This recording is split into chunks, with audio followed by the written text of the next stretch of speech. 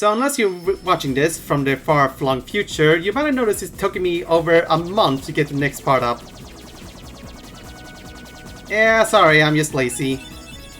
Also have some other people here today. Hello! Hello. Yeah, those two guys. Pentagon tricked them into another episode of this, so... Yeah, and also both of them this time around, so... You might remember us from that one playthrough involving insert joke about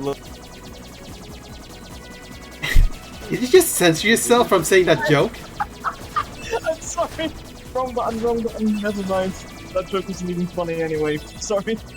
It's like you just accidentally censored yourself by leaving the conversation, that's beautiful. Amazing. Actually, that works because I was going to mention the local delicacies thing, but good. Yeah, basically we once made a commentary with Swedish about a game called The Lost Crown. Yeah, we don't need the entire story. Yeah. Anyway, welcome to Atlantis. It's filled with water level fun. Under the sea. Funny you mentioned that, because that's the theme of this level. Yes. It's underwater. Can you believe it? Yes. Not what. And that totally looks like a level in like a Mario Galaxy where you can literally just go inside and swim around. I honestly just thought it looked kind of like a level from the Outer Wilds or something like that, like some inner core of a planet. Oh yeah, Likes to me. Oh god, I've never seen Turtle Goofy, oh god. only because you can do it, you should not do it. Oh my help me. god. It's like, Disney never stopped to think whether they should. No, we have to enhance it. Wait! Slow down! Don't leave me behind! Also, I hope you love the instrumental version of Under the Sea Forever and Ever. Oh wait, so this one actually does have a musical number. No, just the one song without singing. Oh, relax, Sebastian. Oh right. The Under the Sea, I said instrumental theme of Under the Sea. It's the main overall theme. Fortunately, it doesn't play while it's on combat, so that's at least something. What do I see. you mean? They do seem a little different. Where are you from? We're from Space. kind of far away. No. And we're not really used We're to these from waters. the other Disney universe. No, I see. I'm from a weird fan fiction from two Sebastian can corporations. show you That's kind of what here. I guess you could argue. Kingdom Hearts is like a weird fan fiction. It basically is. Sorry. And the story is fittingly bad as a fanfiction story. Yeah. It's also as long and tedious as a fan fiction. But at least the gameplay's fun, and the music's pretty neat. Yeah. Yeah. I mean, it has a ton of production value in it, which is... Yeah, it's just that none of that got into the story.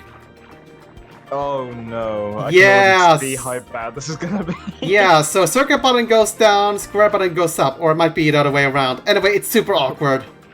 This also means you can't dodge or block attacks, so that's going to be wonderful. Oh boy. And it's I not wonder if like the controls are easier than a Kerbal and Kerbal Space program with up and down. the only saving grace is that in combat, Sora will actually even himself with his enemy he's currently locked onto. So, Oh. combat is not as bad as could potentially be. Someone thought ahead, yeah. Yeah. Oh, well. Yeah, so basically you just get tutorials, we have to keep chasing the damn fish around. Hold on, I also remember I need to get some stuff here. There we go. Just enemy bios and their names so I can describe what they are like. Oh. Oh, hang on a second.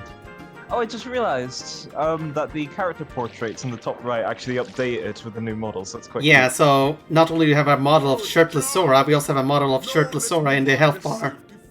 It does And it also also- for other things in the game, which is cool. As There's also some art. Oh, jeez. Hello.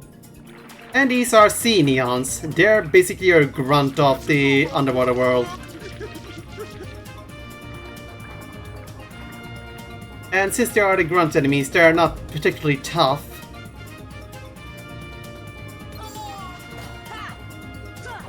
And yeah, so welcome to underwater combat. So in combat you can still use magic, including fire. It does not prevent you from doing any magic underwater. You can't summon though. So you won't be able to see any lengthy summoning sequence while you're underwater. which may or may not be a blessing.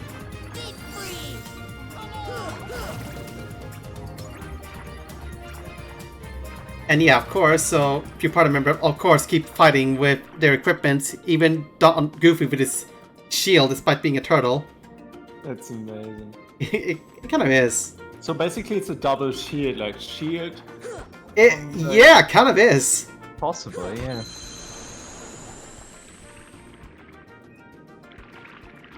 Wow, 2 people in one player. What the hell is this? So just rotate. I think it's a spawn point, I guess. That's it. It's a save point. You recover your health and MP whenever you enter it. You can save your game there. There's actually very few save points in the game in this area, and they're only inside those clamshells. And those clamshells also have serve another purpose, which is super annoying. But we'll get to that later. You will see. You will all see, and you will regret it. Speaking of seeing, notice that giant fork in the wall? That's directions to the palace. Apparently, the world was so confusing to navigate, they had to put literal arrows to tell you where you need to go. Secret palace over there. 101. It doesn't help that basically everything is all this awful grey looking color. So it doesn't either help that you can't really find your way around here. Like, come on, just give us like different shades of green or blue or something, or maybe something. Or anything. It's just grey all around. Yeah. Anywho, so now we got Ariel in our party, and of course, any party members that are not Donald and Goofy are automatically better. You should always switch them out. If possible, have Goofy as your third in command, because Donald is awful. It's due to the fact that Donald has low health as usual, so he dies every so often. Ariel actually has ability to heal other party members, and I believe also casts like wind attacks with wind spells with boost party members' defense. So she's actually very useful to have in a party. I see. So yeah, we're gonna have to deal with a lot of these sea neons. As this... Oh yeah, so those shells... Shells basically work as treasure chests in this world. Except, unlike the treasure chest which disappears once you open them, these shells will not. So you won't be able to tell whether there's an object in them or not. So if you're trying to find all the treasures in this world, have fun. Because you will have to check every single shell and can accidentally recheck them multiple times.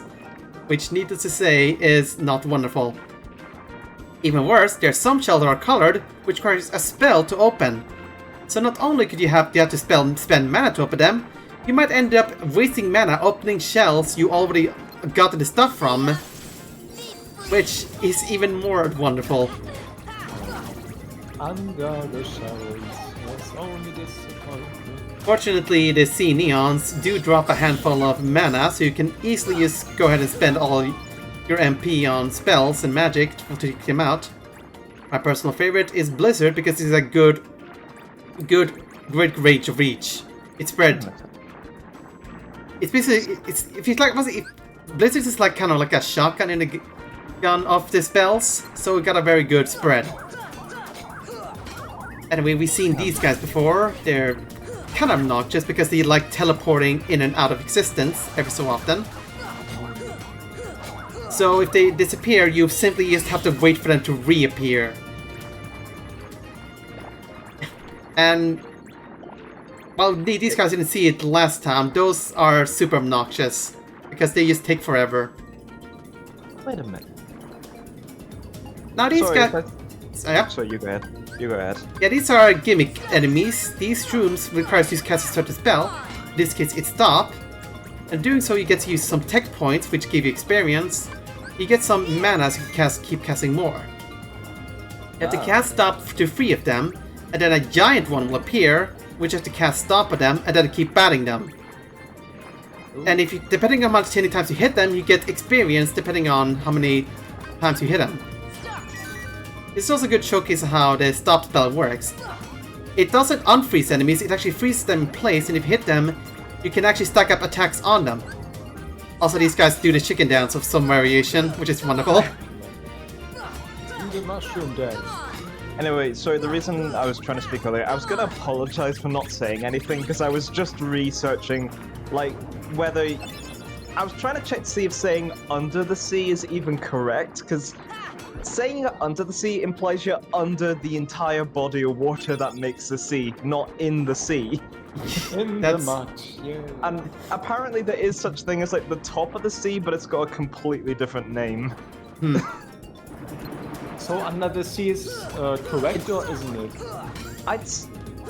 Well, that's what I was trying to figure out. I don't have an answer, but I guess under the sea is much nicer to say, but isn't there in all also honesty, something like... it's technically in the sea. You're not under it. If you were I think under it it, sounds you'd be... better, that's the thing with... Yeah, exactly, that's the thing. I think makes- it's like 20,000 miles under the... What's this? Yeah. I mean, the Jules song... Verne novel with the 20,000 miles under the surface of it. I mean, to be honest, the song doesn't sound any better if you say, in the sea, in Yeah. the sea. Oh man, we're gonna have Sora singing that later on in the second game. That's gonna be wonderful. Oh, Yeah, God. it's 20,000 leagues under the sea. I mean, that's also how the novel was called. Anyway, these are the shells that requires the spell to open. We also notice that they're very awkward to actually get the objects from them. Fortunately, this is the only instance we actually have to get to deal with that water level until the third game, which they actually do it actually well. In Chain of Memories, they've completely abandoned the underwater section. You just keep running around and somehow bring you underwater. Sorry, I just double checked, and I'm not the only one to question this. I literally googled under the sea phrase origins, and the first result is somebody saying, I was just watching The Little Mermaid, and I was struck by the song Under the Sea. The sea is the water, right? All the creatures are in the water, only the seabed is under it, so shouldn't it be in the sea? So I'm not the only one who's questioning this for no apparent reason. It is the internet, so it's not too strange. Yeah, so excuse the amount of combat here. It's just a typical thing where I show off the world as much as possible, and once we explore all the places, I just skip over any instance of combat. Oh dear. So you can see that the thing behind us, the grotto, is actually a place we're supposed to go later on. But you're free to go there right now. You can actually get some goodies inside there if you do wish so. And there it goes disappearing on me. So we have to wait for it to reappear, which is absolutely wonderful. I don't know if they reappear in any other games. If they do, that's awful.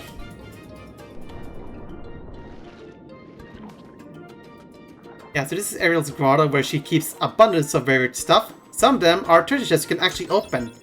And proper treasure chests that disappear once you use them. I wonder if there are like some Easter eggs in it, like from... Might be, honestly, but I I don't wonder. know. So I had some trouble finding the actual treasure chests you can find because they keep putting a lot of fake ones in there. But eventually I figured if you lock on, you can lock onto the actual treasure chests you can actually open, so that makes it a lot easier.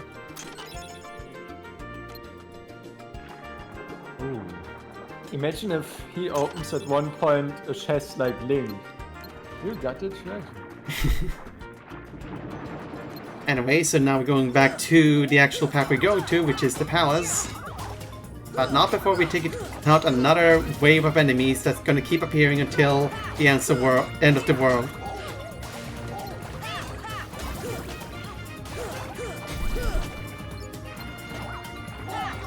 I think also at some point you actually sort of got an additional accessory slot in them, so we can actually carry more accessories. Certain characters can actually unlock additional accessory slots, so they can carry more stuff to improve their stats. By the way, Ben, I checked also for Under the Sea, and apparently it's like also short for the phrase under the surface of the sea or something. Yeah, I but guess that that's makes sense. probably a Like good under the point. surface makes sense, but just under the sea in general, that's a bit strange. I want to point out the article I found. It goes into far more detail about this than I expected. I'm not gonna read it all because otherwise the rest of this video would just be me reading the article. But Yeah, you might also notice that the enemies' drops, like HP and MP orbs, they always go beneath the point where they actually got killed. So that's kind of tedious because you have to keep going downwards to collect them. Yeah. This world's just filled with tedium and tedium. I mean, it's a water level, so I guess it's not too unexpected. Oh no, water levels must be evil. To be fair, they actually did it quite well with the third one in the Caribbean one. Since then, the parts we have to go in the water was actually quite well done. As Sora actually went for the camera's face, so it was much more manageable to control. And it was just not god-awful to actually go down there. They actually changed how the spells works. But Although- doesn't Sora also face the way where the camera faces in this case? Well, it's more like he can also go up and down depending on the camera's faces. Not here. You can only use the... You have to press the square and circle button to go up and switch and downwards. It's more like he can go face the camera in like a 36 degree angle and such. I like how it's like a 2D image, just the palace. Honestly, why not just... Because this was built for, like, to be played on, like, if you're using a controller, there'd be, like, sort of dual sticks, right? I think so, yeah, but... In that case, then, why can't, like, the, up and down, like the right joystick up and down move you up and down? Well, that one used for control something stick controls Sora, the other one controls the camera, so I'm guessing they might not have enough such. I don't know. I was thinking about, like, replacing, like, the up and down camera movement with just the physical up and down movement. But oh well. I don't know. I'm not a game designer, despite how many times I tried to be. Creatures lurk outside. Behold, you swim before the ruler of the seas. Is So... it under the seas? Like somebody in the background asking. No, we had this discussion. They helped us find It's our really first weird hearing creature. Sebastian with like a deep Jamaican voice, because in the Swedish dub he did not have a Jamaican voice at all. Very far away. I wish I knew the original dub for the English thing, because I think that's where it came. There's no such thing, certainly not here. I guess it's probably the original actor very likely, because I think with Kingdom Hearts they usually are like always the original actors for every character. This is like the... Is this the first Kingdom Hearts game? Yes, it's the very first one. So there's a possible chance that people might have just kind of gone, this will be a one-off game, let's get some temp voice actors instead. So Yeah. that might be the case in later games, but for the first one I wouldn't be surprised if they got substitute voice actors. Yeah, I know like in the second game, for like Jack Sparrow, they got a substitute that does sound nothing like Jack Sparrow. But for the third one, they actually got Johnny Depp to actually voice act Jack Sparrow. Ah. But I must admit, now I'm quite curious about this keyhole. That need not concern you, Sebastian. Have you anything to report? Just as you suspected, Your Majesty, they seem to be coming from Ursula's grotto. I knew it. That sea witch is up to no good again. A sea exile from the palace has taught her nothing. Again, I do like how well they did animations for like a PS2 game. I told you Yeah. to Yeah. keep Ariel I mean, I'll be honest, I'm not such hugely a impressed with did the I not? the facial animation on Sebastian. He's Yeah. got kind of like...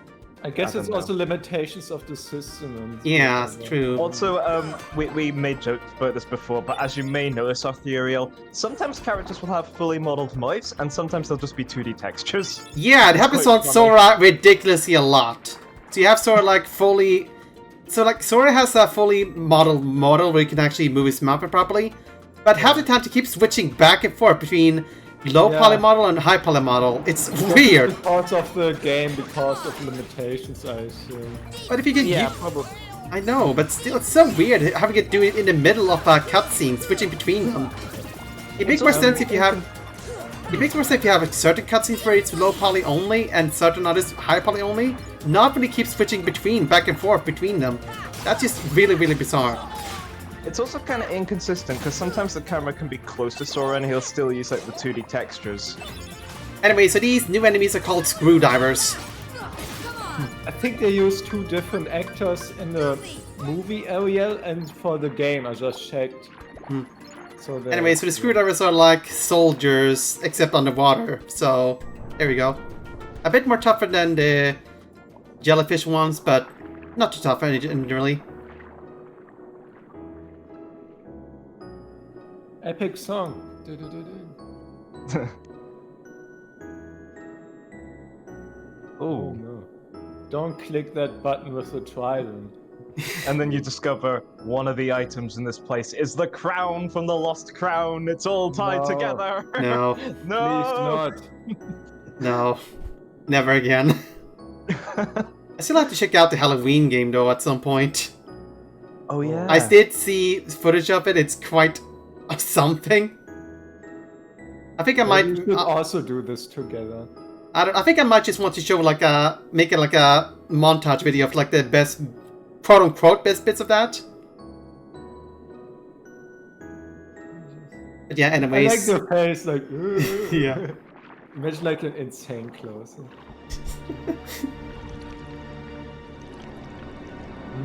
Ooh. Yep.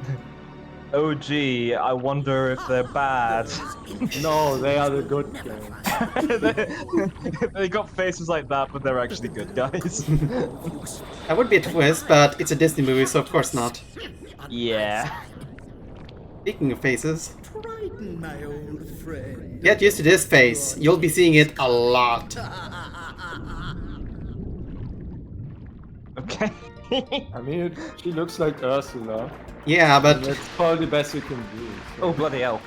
yeah, so No. the dolphins you can the dolphins you can grab onto, and it's important for one area. And here it's kind of pointless. Just shows off you can do so. It's just very inconvenient. When the developer arrows aren't enough, they'll just force you to get there via dolphin. Anyway, so these are another type of enemies. These are the sheltering zones. They're basically like the giant jellyfish, except they have an annoying gimmick is that if you don't kill them when they're low on health, they'll split into smaller ones. But if you can take them out before they reach critical health, you can eliminate them immediately and prevent that from happening. They also drop a lot of MP orbs. Don't And- divide by 0. And this current is annoying. It forced me up What the there. hell? I thought it just cut off the button. Yeah, so that was... Yeah, so I'm now just gonna head to skip over and show off all the treasures I find and such. Because you've seen these areas already. Now the main goal is actually get to the dolphin over there, but enemies keep spawning. So, yeah. But eventually, once... You can't grab onto it when there's enemies around. And neither can you open those clam chests or chests in general. You have to clear out all the enemies from the area before you can really proceed with anything here. But the dolphin can go through those streams that you couldn't go through before. Which allows us to get into this area. And then it died. No. And then you died. Game over. That happens when you are not more successful. no more sequels, no more spin-offs, no more anything. No, that happens when you die in Sea of Thieves. Shit. Yeah, so this area will be something important later, but the main importance right now is the giant ship in there. But I'm just scouring the place to find some extra treasures because I want to not spend any more time here as possible. Which you can probably sympathize with. Fair enough. Oh, I like annoying those. I don't know what the problem is. I like wasting my life with pointless tasks. But that was not ominous at all.